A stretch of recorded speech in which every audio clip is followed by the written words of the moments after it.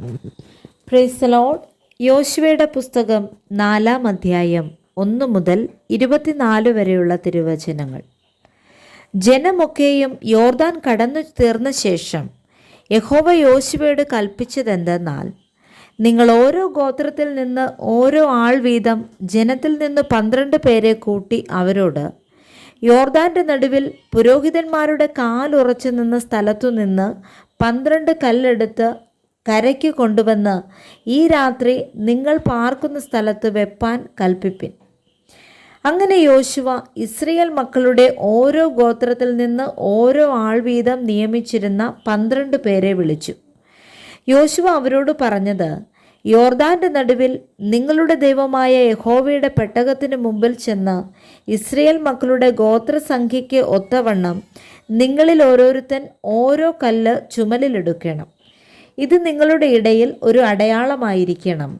ഈ കല്ല് എന്ത് എന്ന് നിങ്ങളുടെ മക്കൾ വരും കാലത്ത് ചോദിക്കുമ്പോൾ യോർദാനിലെ വെള്ളം യഹോവയുടെ നിയമപ്പെട്ടകത്തിൻ്റെ മുമ്പിൽ 2 പിരിഞ്ഞതു നിമിത്തം തന്നെ എന്ന് അവരോട് പറയണം.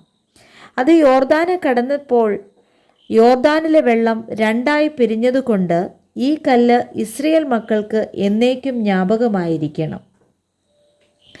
യോശുവ കൽപ്പിച്ചതുപോലെ ഇസ്രായേൽ മക്കൾ ചെയ്തു. യഹോവ യോശുവയോട് കൽപ്പിച്ചതുപോലെ ഇസ്രായേൽ മക്കളുടെ ഗോത്രസംഖ്യയ്ക്കൊത്തവണ്ണം 12 കല്ല് യോർദാന്റെ നടുവിൽ നിന്നെടുത്ത് തങ്ങൾ പാർത്ത സ്ഥലത്ത് കൊണ്ടുപോയി വെച്ചു. യോർദാന്റെ നടുവിലും നിയമപ്പെട്ടകം ചുമന്ന പുരോഹിതന്മാരുടെ കാൽ നിന്ന സ്ഥലത്ത് യോശുവ 12 കല്ല് നാട്ടി. അവ ഇന്നുവരെ അവിടെയുണ്ട്. മോശെ യോശുവയോട് കൽപ്പിച്ചതൊക്കെയും ജനത്തോട് പറവാൻ യഹോവ യോശുവയോട് കൽപ്പിച്ചതൊക്കെയും ചെയ്തു തീരുവോളം പെട്ടകം ചുമന്ന പുരോഹിതന്മാർ യോർദാന്റെ നടുവിൽ നിന്നു. ജനം വേഗത്തിൽ മറുകര കടന്നു. ജനമൊക്കെയും കടന്നു തീർന്നപ്പോൾ ജനം കാൺകെ യഹോവയുടെ പെട്ടകവും പുരോഹിതന്മാരും മറുകര കടന്നു. മോശ കൽപ്പിച്ചിരുന്നത് പോലെ രൂബേന്യരും ഗാദ്യരും മനശ്ശെയുടെ പാതിഗോത്രവും ഇസ്രായേൽ മക്കൾക്ക് മുമ്പായി യുദ്ധസന്നദ്ധരായി കടന്നു. ഏകദേശം 40,000 പേർ യുദ്ധസന്നദ്ധരായി യഹോവയുടെ മുൻപാകെ യുദ്ധത്തിന് യെരിഹോ സമഭൂമിയിൽ കടന്നു. അന്ന് യഹോവ യോശുവയെ എല്ലാ ഇസ്രായേലിൻ്റെയും മുമ്പാകെ വലിയവനാക്കി. അവർ മോശയെ ബഹുമാനിച്ചതുപോലെ അവനെയും അവൻ്റെ ആയുഷ്കാലമൊക്കെയും ബഹുമാനിച്ചു. യഹോവ യോശുവയോട് സാക്ഷ്യപ്പെട്ടകം ചുമക്കുന്ന പുരോഹിതന്മാരോട് യോർദാനിൽ നിന്ന് കയറുവാൻ കൽപ്പിക്ക എന്ന് അരുളി ചെയ്തു. അങ്ങനെ യോശുവ പുരോഹിതന്മാരോട് യോർദാനിൽ നിന്ന് കയറുവാൻ കൽപ്പിച്ചു. യഹോവയുടെ സാക്ഷ്യപ്പെട്ടകം ചുമക്കുന്ന പുരോഹിതന്മാർ യോർദാന്റെ നടുവിൽ നിന്നു കയറി. പുരോഹിതന്മാരുടെ ഉള്ളം കാൽ കരയ്ക്ക് പൊക്കി വെച്ച ഉടനെ യോർദാനിലെ വെള്ളം വീണ്ടും അതിൻ്റെ സ്ഥലത്തേക്ക് വന്ന് മുമ്പിലത്തെ പോലെ തീരം കവിഞ്ഞൊഴുകി. 1-ാം മാസം 10-ാം തീയതി ജനം യോർദാനിൽ നിന്ന് കയറി യെരിഹോവിൻ്റെ കിഴക്കേ അതിരിലുള്ള ഗിൽഗാലിൽ പാളയമിറങ്ങി.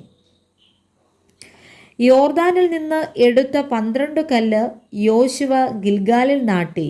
ഇസ്രായേൽ മക്കളോട് പറഞ്ഞതെന്തെന്നാൽ, ഈ കല്ല് എന്ത് എന്ന് വരും കാലത്ത് നിങ്ങളുടെ മക്കൾ പിതാക്കന്മാരോട് ചോദിച്ചാൽ ഇസ്രായേൽ ഉണങ്ങിയ നിലത്തുകൂടി ഈ യോർദാൻ ഇക്കരെ കടന്നു എന്ന് നിങ്ങളുടെ മക്കളോട് പറയണം.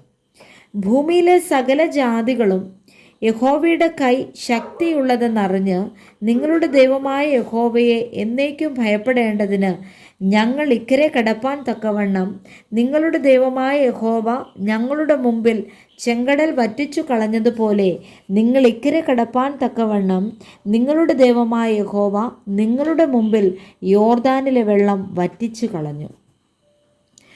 Praise the Lord. വായിച്ച തിരുവചനങ്ങളാൽ കർത്താവ് നമ്മെ ഏവരെയും സമൃദ്ധിയായി അനുഗ്രഹിക്കുമാറാകട്ടെ. ആമേൻ.